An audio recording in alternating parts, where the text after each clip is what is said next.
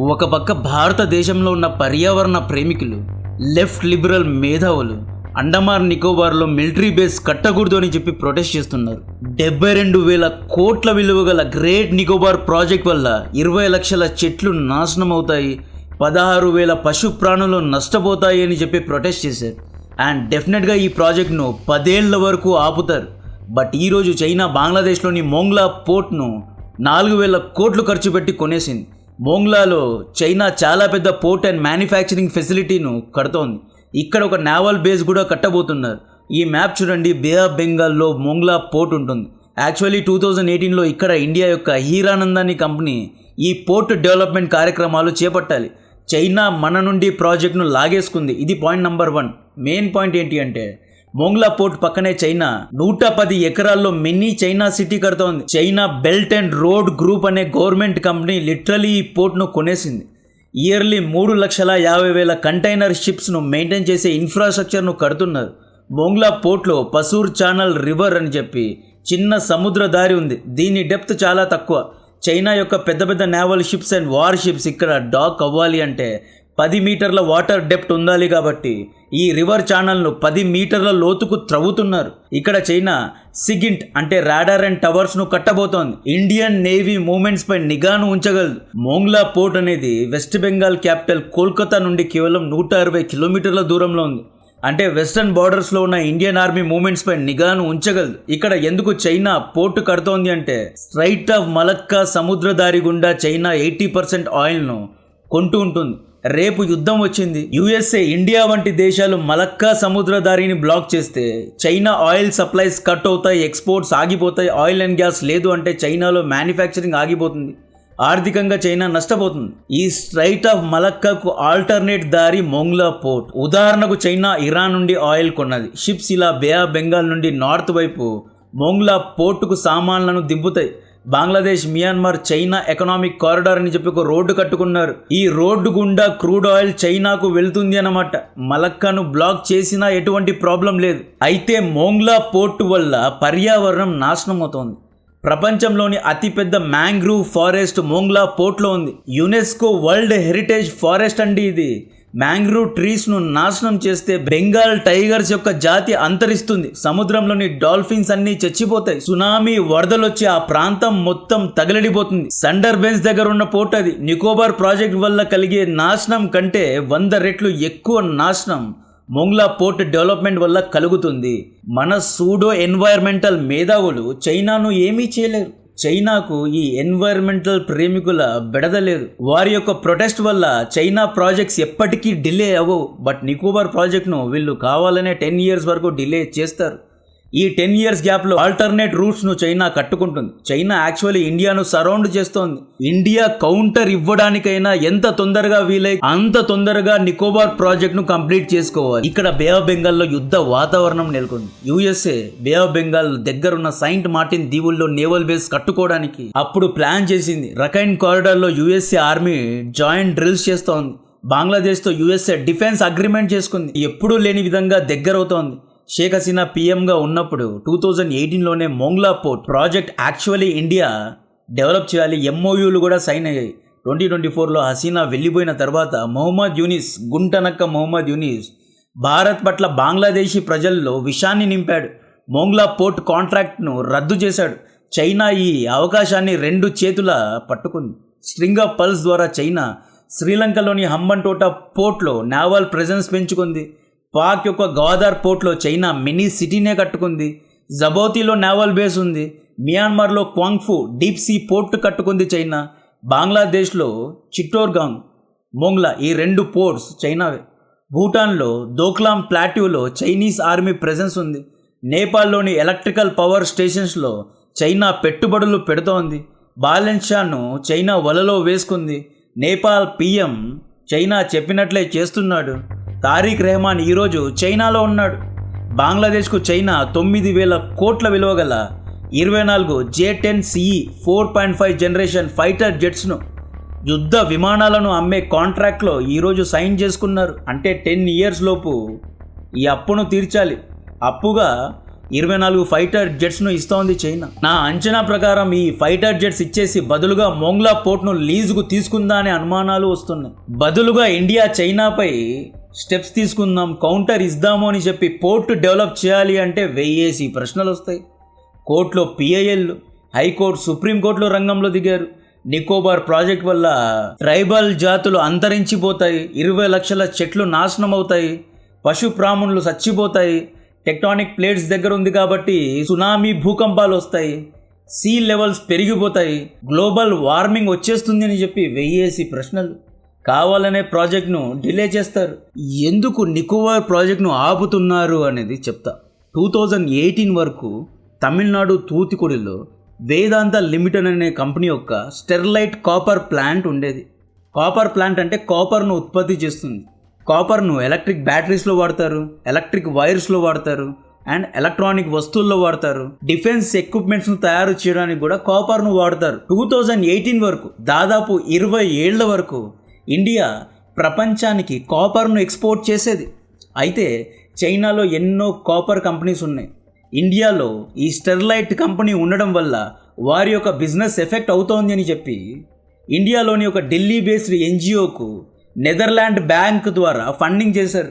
2018లో ఈ Indian NGO ఏం చేసింది అంటే ఈ కాపర్ ప్లాంట్ వల్ల గ్రౌండ్ వాటర్ కలుషితం అవుతోంది, పర్యావరణం నాశనం అవుతోంది, స్టెర్లైట్ ప్లాంట్ వల్ల ప్రజల్లో రోగాలు వస్తున్నాయి అని చెప్పి తమిళనాడు మూవీస్లో ఎలాగైతే ప్రజల్ని వేసుకొని ప్రొటెస్టులు చేస్తారో ఆ విధంగా ఈ కాపర్ ప్లాంట్ బయట నెల రోజుల పాటు ప్రొటెస్ట్ చేసి అక్కడున్న ఎంప్లాయీస్ను కొట్టి, ఓనర్స్ను బెదిరించి వరల్డ్ వైడ్ మూమెంట్ లాగా ఈ కాపర్ పై ఉద్యమం చేసి కాపర్ ప్లాంట్ను క్లోజ్ చేశారు. కట్ చేస్తే 2018 తర్వాత ఇండియా నెట్ ఎక్స్పోర్టర్ నుండి నెట్ ఇంపోర్టర్గా మారిపోయింది. అంటే చైనా నుండి మనం కాపర్ను ఇంపోర్ట్ చేసుకునే పరిస్థితి. ఇండియాలో ఎన్నో కాపర్ నిల్వలు ఉన్నాయి. ఇండియాలో ఉన్న ప్లాంట్ను ఈ ఎన్జిఓలు షట్ డౌన్ చేశారు.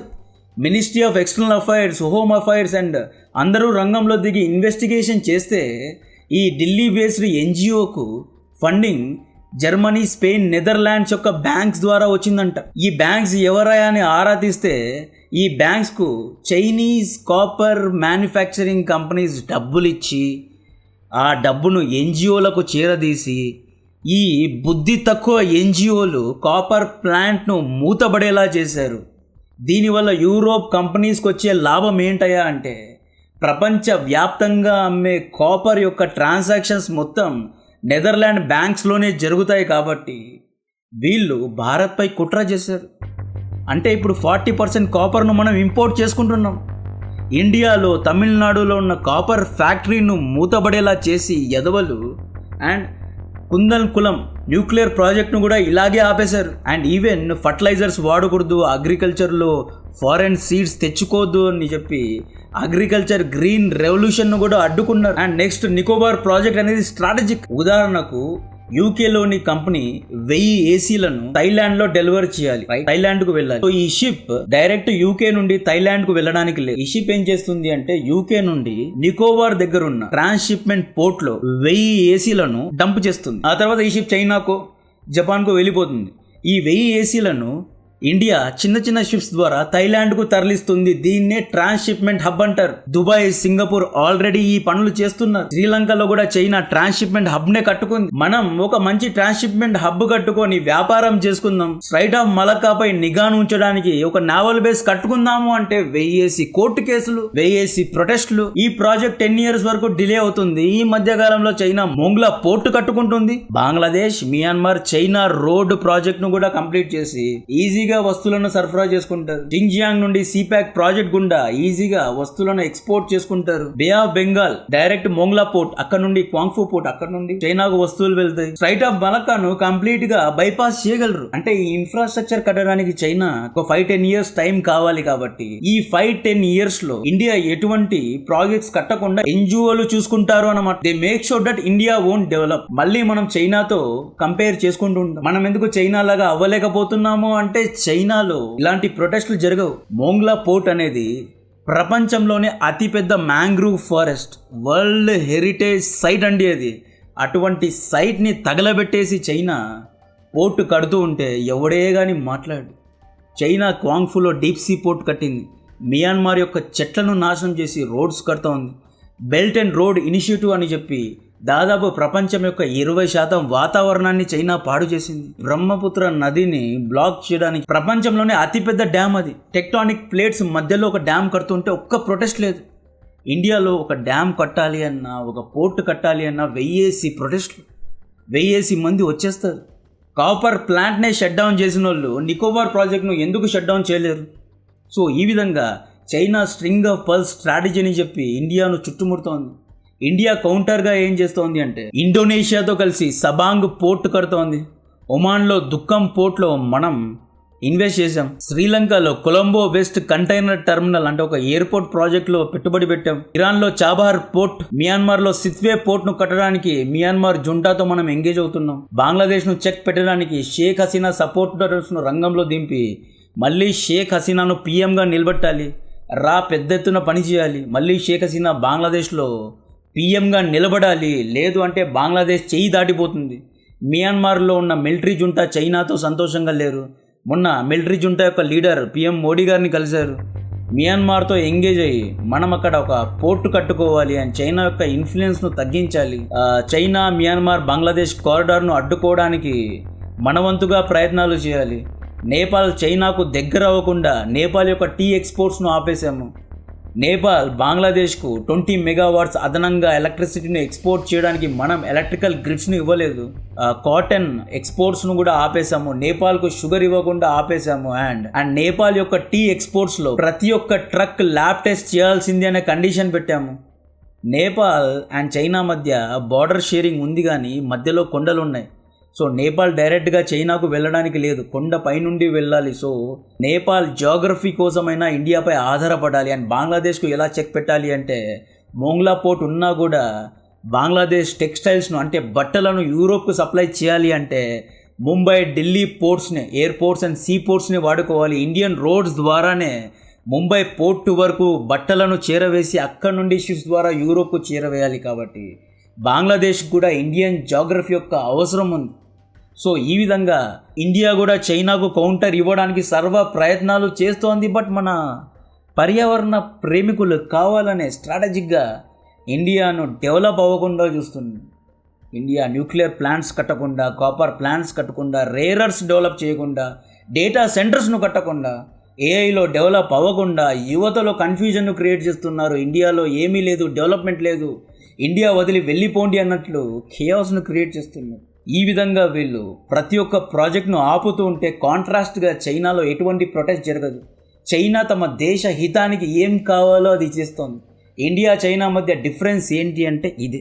దీని గురించి మరిన్ని డీటెయిల్స్ ఇస్తూనే ఉంటా. కాంటెంట్ నచ్చితే వీడియోను లైక్ చేయండి, ఛానల్ను సబ్స్క్రైబ్ చేసి అందరికీ షేర్ చేయండి. జై హింద్.